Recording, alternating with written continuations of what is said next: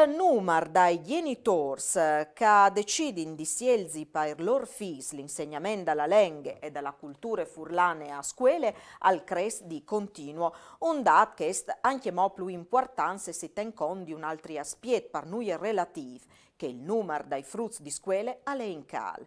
A metterlo in evidenza è il presidente dell'Arlef, l'agenzia regionale per le lingue furlane, Eros Cisilino. Sentinlo.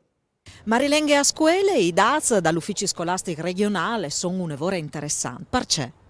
Sì, assolutamente interessante e entusiasmante, proprio perché si è passati da un 76% a un 80% in po' science e quindi sin dalla banda giusta. E vi dico che stiamo percorrendo il sentire ecco, che hanno spartarà vers magari traguardi più importanti, quindi anche un plen riconoscimento. Bisogna soprattutto ecco, da merito agli insegnanti, ma anche merito alle famiglie che hanno capito ecco, che l'importanza della lingua furlana a scuola possède un valore per i loro figli.